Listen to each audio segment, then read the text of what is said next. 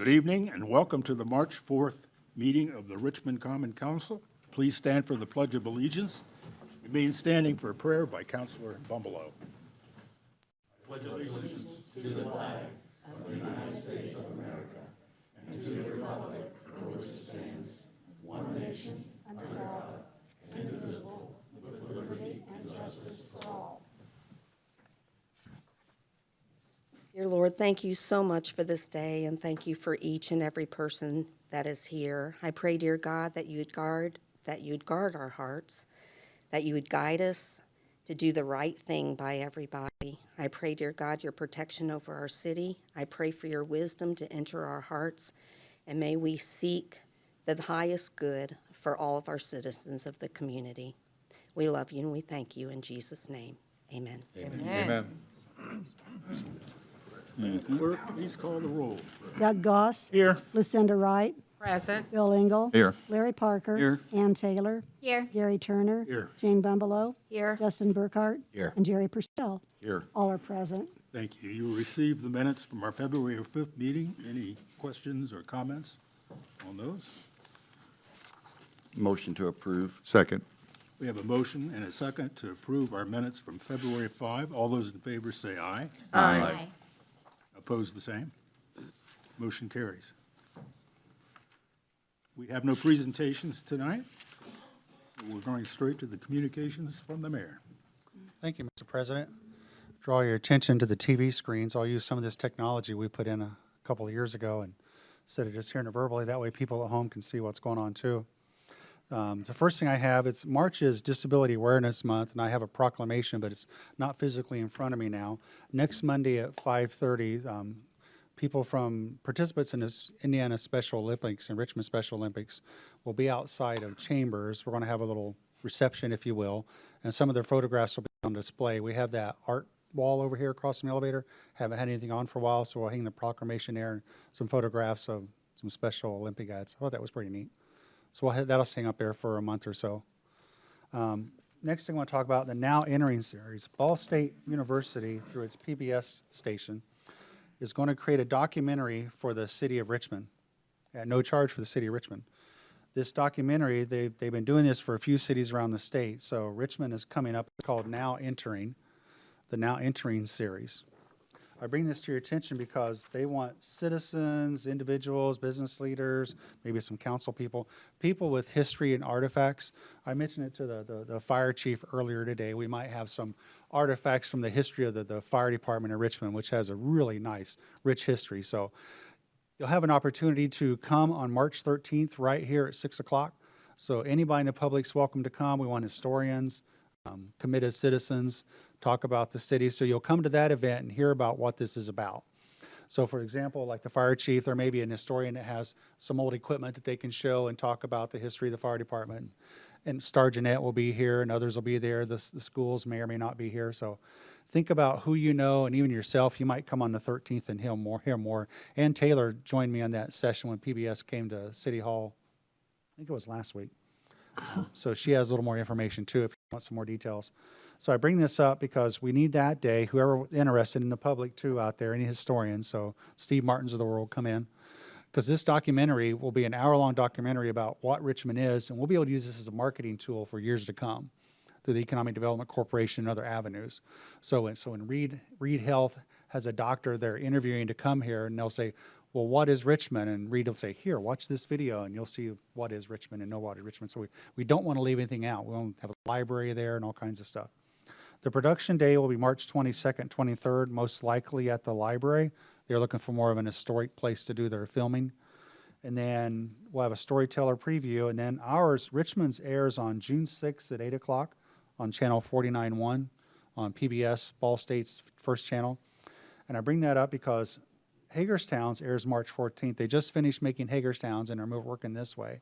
So, of course, you're going to hear about Abbott's and the airport and all kinds of cool stuff at Hagerstown. So it's not just an hour documentary that airs then. They have a half hour. So all the interviews they do, they're going to have two segments. They're going to have another 30-minute segment that people can just watch online. So I'm really excited about this, to get some free video, professional video made about the city of Richmond. Next thing I want to talk about, WCTV, our huge community partner back here. Hi, Colby. Their annual fundraiser is March 15th at the Elks, and the mayor's office has tickets for sale. So I hope you'll come to that. I hope you come down and buy tickets from me. I'm on the board, so I've been challenged with selling 10 tickets, and so far I've sold 2, my wife and I, so I need to sell 8 more. Please come down to the mayor's office next week and buy some tickets to help support WCTV. You know, as council, that a lot of their funding used to come from the cable TV, the franchise fee. But as fewer and fewer people take cable television, last year alone, their budgets they lost was reduced like $41,000 just in 1 year from people canceling the cable. So they're getting less and less money from cable, so they need more and more money from fundraisers. It's important to keep all 3 channels here. So that's that. Next, I have volunteers needed, and I have 4 different things here. The New Paris Pike cleanup starts March 11th, so call Randy Wright at this number. The Easter egg hunt at Glen Miller Golf Course is March 23rd. You can call the Parks office for more details. We need Eclipse volunteers for April the 8th. The airport needs some volunteers, and the Parks Department could use some more volunteers. The airport has been permitted by the FAA to close down their secondary runway and park 600 to 1,000 airplanes. They're adding a new fuel depot, hopefully be in by then so they can refuel them. They're doing all kinds of activities at the airport, and the Parks is doing all kinds of activities, so they need more volunteers too. And then Parks is also doing the cleanup and invasive removal, first Saturday of every month. The next one's April 13th at Bicentennial Park, and you can email Brandon if you want to help out with clearing out some invasive species. One other thing I wanted to mention on the eclipse, we are working through a process today trying to decide which, if any, city offices will be closed from noon till the rest of the day that day.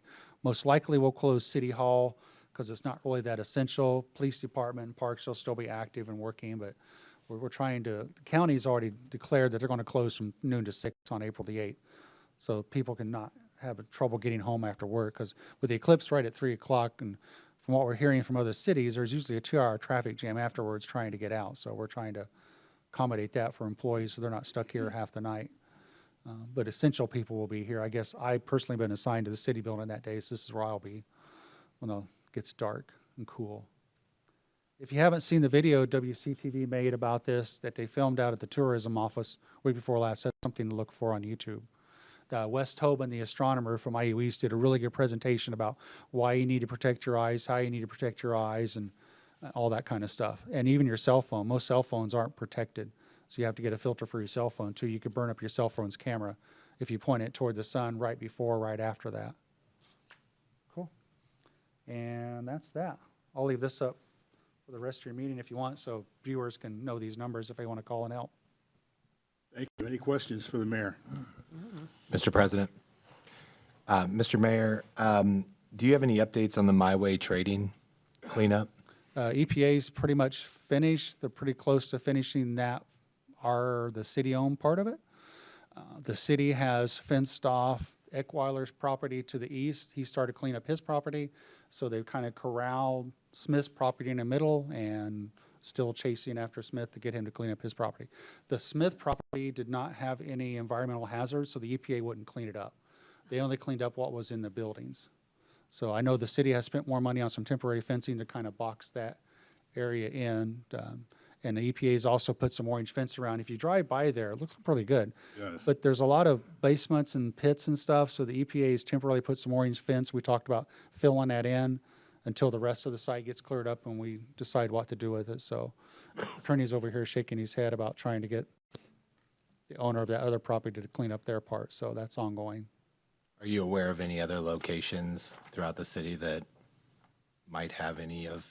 Some of their plastic store, yes, and we're pursuing that. Our fire, what's his name? Fire, well, I know his name, but I mean his title. It's fire Prevention. safety chief. Chief of Prevention. Chief of Prevention is actually touring a couple sites this week. So yes, we were made aware last week of a couple of possible new sites. So he is out doing due diligence and touring those sites, and we'll get him out of here as soon as possible. Thank you. Not stopping. And next meeting, should have a presentation on our unsheltered / homeless task force, the cleanup we've been doing. We just couldn't get it together tonight to do it, and we have our next action right before the next meeting, so it'll be nice to have all the pictures and information about what we're doing, how we're finding alternative housing, working with non-government organizations to find housing for some of these unsheltered homeless people before we just tear out their camps. We give them a 2-week notice and help them move out. We're trying to be as compassionate as possible. That'll be next meeting, 18th. Okay. Any other questions? Hearing none, we'll move on. You received minutes from the Board of Public Works for January 18th, February 1st, 8th, and 15th. Any questions about that? Then we'll move on. And tonight, we have a report from Counselor Bumbelow. All righty. Okay, this is from the Richmond Housing Authority. The Richmond Housing Authority, the Housing Authority of the City of Richmond's mission is to continue preserving, enhancing, and expanding safe, quality, affordable housing options while supporting and encouraging economic opportunities leading to self-sufficiency for the people that we serve. Uniting with various entities, individuals who provide a vast array of services is the foundation to helping families to achieve that goal. The upcoming job fair is Wednesday, March 27th, 2024, from 2 p.m. to 6 p.m., located at Merle Henderson Community Room. Contact Lindsay Freed, Family Self-Sufficiency Coordinator, for more details. Her number is 765-280-6145, and I'm going to add she's doing a very fantastic job.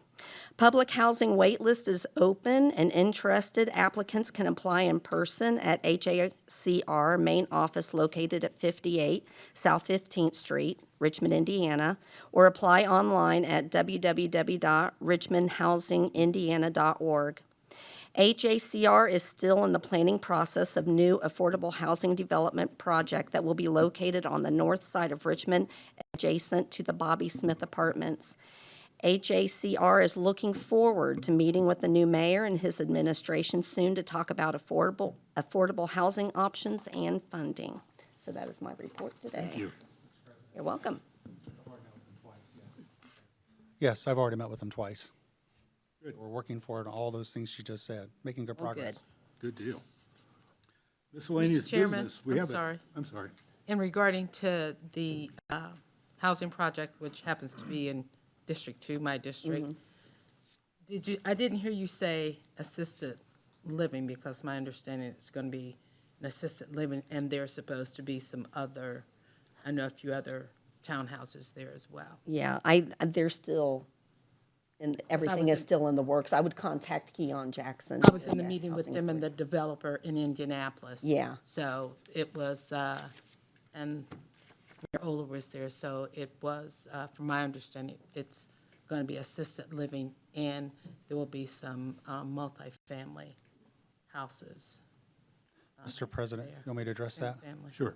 The mayor's office signed a letter today, the Indiana Housing Community, that long acronym for low-income housing. Yes, that letter went out today. So the plan is to have 62-plus semi-assisted, assisted living, low-income on the former Nicholson site, and about a dozen single-family townhomes next to that, and another 22 infill of old blight elimination properties around Vale, Star, Baxter, from the same group of low-income housing that are leased to own, not rent.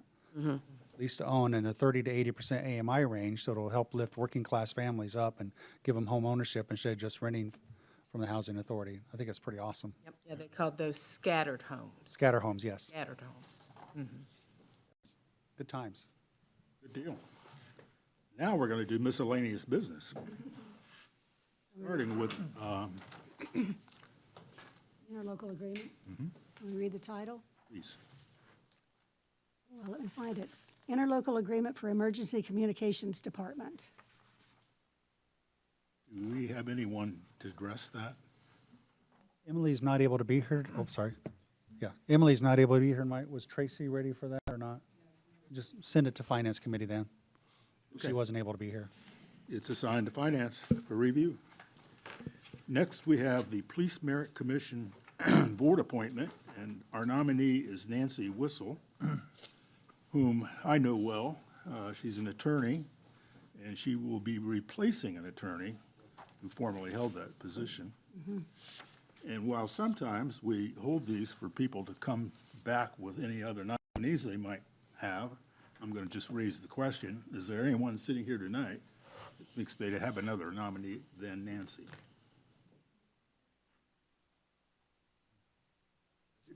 This is council's. Okay. Hearing none, I'd accept a motion on this matter. Not everybody jump up at once. Mr. President, Mr. Parker, I'd like to make a motion to appoint Nancy Whistle to the Police Merit Board Commission. Second. we have a motion and a second to appoint Nancy Whistle to the Police Merit Commission. All those in favor say aye. Aye. Opposed? Motion carries. And then lastly, we have the Historic Preservation Commission appointment, which is actually a mayoral appointment. Yes, Mr. President. In my new role, I've been working through all these boards and commissions the mayor appoints, and one of the recent gaps we found was there's been an empty seat on that commission for a very long time. And Roxy, in her role with R&R, is starting to invest in that district, the Star District in Linden Hill, so I brought her name forward as a good recommendation to that commission. Now, does this require our approval? Yes, because it's Historic Preservation Commission that exists, I'm sorry. Oh, no, you're Let the fine. attorney It is appointed by the mayor, but the ordinance says that it is also subject to council's approval, so it would require a vote. Well, again, I'll ask, does anyone have someone that they would nominate other than Roxy Deer for this position? Motion to appoint. Second. We have a motion and a second to appoint Roxy Deer to the Historic Preservation Commission. All those in favor say aye. Aye. Opposed? Motion carries. Mr. Chairman, Mr. Engel. I don't know if this is appropriate, but I did want to ask Mr. Mayor about the city's plan commission. There apparently are 2 vacancies. Oh, yes, if I may, Mr. President. I had no idea. My spreadsheet said there's 9 members, but I was informed that there's 11 members by yes, there are. state statute and ordinance. So I'm looking for 2, these are the fringe ones that haven't been filled for years, I guess. So I need 2 fringe appointments. No, we've got one. Lynn Clark is appointed by the county commissioners. He lives in the 2 mile. He's a fringe, okay. Right, so, Well, then I need 1 more fringe from the other party affiliation. correct. And then 1 more We just have a vacancy. vacancy, yes. I guess I have 2 vacancies Right. that I didn't know existed, and they weren't on the previous mayor's spreadsheet that it had 11 members. It just had 9. Right. So, yes, Okay, great. Thank you. okay. Very good. Okay, ordinance is on first reading. President, Mr. Parker, I'd like to make a motion to suspend the rules and read by title only ordinance number 15, 2024, and number 16, 2024. Second? we have a motion and a second to read our ordinances on first reading by title only. All those in favor say aye. Aye. Opposed? Motion carries. Ordinance number 15, 2024, a general ordinance amending section 99.06, section 99.07, and section 99.08 of the Richmond City Code. Ron, are you speaking to this? No, was it just, one of the counselors brought this to you, right? Mr. President, I'll be glad to speak to this. This was in response to a citizen, Mr. Howard Price's letter that was addressed to us back in January. It takes on 3 changes in our litter law, our litter ordinance. Number 1 is it eliminates number 1 under 99.06 public streets, and that, of course, moves all the other places for containers to be placed up 1. In enforcement, there's a change in, it says after Article 2 may be enforced by, which is the non-moving violations can be enforced by basically any designated city employees, which is already in place. Just those words are changed, articles after Article 2. And then the fine has been increased under 99.08 from $25 to $150. I like that. Any questions for Jerry? Mr. President, Mr. Parker? my only question about the fine have we ever fined anybody? To my knowledge, For littering, I don't recall I've seen that within my tenure. I think it's pragmatically difficult in terms of witnessing that act. So if that were to occur and you have that evidence, then certainly the fine could be issued, but I have not seen that. I just wondered if $150 is really, I guess, responsible. If someone's going to get somebody for $150, it looks like to me it'd be better to have it at a lower rate and actually enforce it. But that's just my opinion. Well, the question for me always on any ordinance like this is who's responsible for its enforcement? Under this, if it's a moving violation, the enforcement is by Richmond Police Department. If it's a non-moving, any designated city employee from any department. That's interesting. Mr. President. Mr. Parker. You say any employee? Designated employee. Let me, So they're going to have fine books? yeah, given that's out not, to all of them? yeah, this is not a change, the enforcement portion of this. But I don't think the department heads carry a fine book, do they? No, they would have to be designated, and that would have to be something that the administration would have to take action on. In my thinking, the enforcement arm of our administration would be the necessary responsible entity for this. I mean, to make it broad, widespread, any department, yada, yada, yada, it's just, I don't think very wise. And sanitation might be another that I would, I mean, every week when I walk my neighborhood on sanitation pickup day, believe me, there's plenty of trash laying around the curb, and it'd be a great place for the sanitation truck to stop and issue a fine. Mr. President, Yes, sir. can I ask, is 99.07, is it currently written to where authorized department officials of public works, sanitation, solid waste, et cetera, currently they can enforce this? I think so. Correct. The way that it's written, they can currently? Yeah. Correct. That's the language of the ordinance that has existed for some time, so that's not being modified here, but as a result of the proposed amendments, it may be prudent to undertake a discussion relative to the enforcement authority. I think the most common sense departments at this point in time, as President Turner noted, would be sanitation, and then I think the other department would be code enforcement. I don't know that you're going to see park employees out issuing fines because, as has been alluded to by Mr. Parker, they're not carrying fine books to issue those fines. So that may be, or this may be the logical time to have that discussion through Public Safety Committee. Mr. President, I would say the real question would be to the mayor, is this something that you're willing to start enforcing?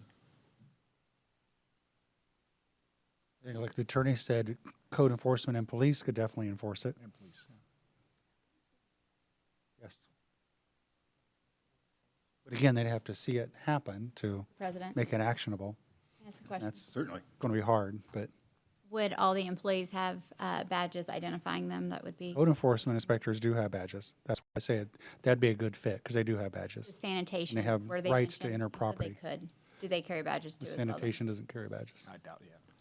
Okay, would we want to make that change? I would think that they would need to have badges if they were going to be issuing ordinances. Or, I mean, issuing Mr. President? tickets for the, I would send it to committee. yeah. It's my personal recommendation. Gary? Yeah, Mr. President.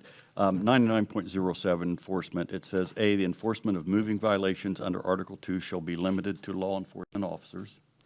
And B, currently states the enforcement of the remaining articles may be enforced by law enforcement officials, authorized department officials of public works, sanitation, solid waste management, building and zoning, fire, health, parks, and recreation and housing. So that looks like is where we would modify, Correct. is B, 97B, Correct. 99.07B. Lucinda? Did I hear you ask me, make comment? No? No. Sorry. I think it was you, wasn't it, Doug? I think it was Doug. I may. You, Doug? I hear things sometimes. Gary, I thought Doug. Mr. President, Yes. I foresee that that if one of these employees tries to give a ticket to somebody, they're gonna end up having to call the police. Agreed, I agree. agreed. Very much so. Yeah, it's, Civil would be, I think Public Safety Committee needs to consider Okay. all I of agree. this and make an appropriate recommendation for how we corral enforcement in a way that's safe for those who are enforcing Yes. and appropriate. Mr. President, and I also, I guess I want a clear idea as to who we're going after. As it litter in yards or people throwing trash out of vehicles? You know, I walk my district and, boy, there's McDonald's, and I shouldn't single out McDonald's, but there's all kinds of stuff coming from that Right. business, but it's not their employees or anything that are doing it. I guess I just wonder who exactly we're targeting here. A $150 fine for somebody throwing something out the window of their vehicle, or I guess I want a clearer idea of that. I don't know where that would come from. Well, Mr. President, yes. if you'll read under 99.03, I think it will explain some of that. It's property owners as well as basic littering. Well, I have assigned it to the committee, the Public Safety Committee, for review. Yeah. We'll have another conversation about this. Ordinance number 16, 2024, a special ordinance authorizing the City of Richmond to receive donations for Richmond Police Department programs.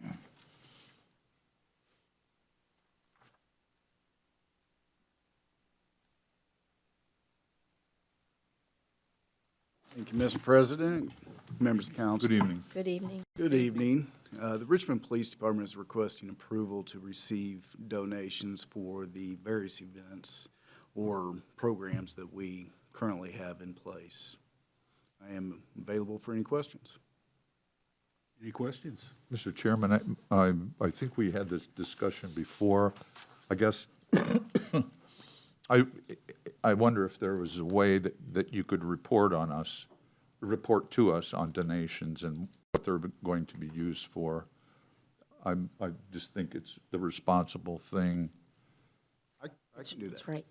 I can do that. And I guess, Isn't it- you know, for every $50 you get, I guess I don't need a report on that. But if there's something substantive, then I guess I'd like to know about it and how the money's being used. I can do that. If we're going to do that, I would prefer that $50 donation be included in that, just for complete transparency. That's fine. That would be fine. Mr. President, in the ordinance, it is listed here, 6 different individual programs that are listed. So is this receiving the donations for these 6 specific? Yes. Yeah. Yes. So they are listed here. Mr. President, from the Finance Committee, last time we heard the Parks Department, the Mayor's Office, and the Fire Department specifically. And one of the questions that I raised was just making sure that checks and balances were put in place to receive these donations. IRS standard is to receive every donation at $250 and above. So maybe we would consider starting at $250 that the chief could alert us if you guys believe that's appropriate. Mr. President, those IRS rules don't apply to government. There's a different set of rules for government. So you need to address that in Finance Committee. It's not the same as Reed Hospital. We actually can run a report. Gift and donations has a separate fund all its own. We can run a report that shows That would be good. Yeah, that would be very good. That's good. Perfect. What's the pleasure of council?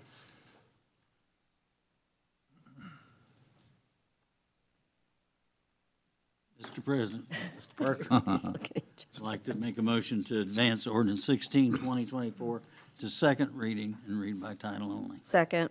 we have a motion and a second to advance ordinance number 16, 2024 to second reading, read by title only.